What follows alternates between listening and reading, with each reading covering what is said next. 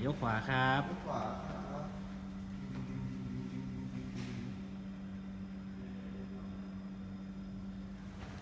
ตามนี้เป็นการสาธิต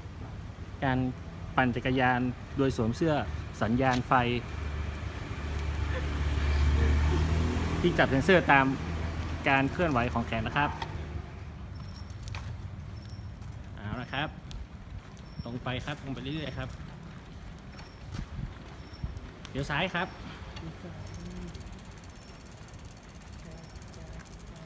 ตรงไปเรื่อยๆครับเลี้ยวขวาครับ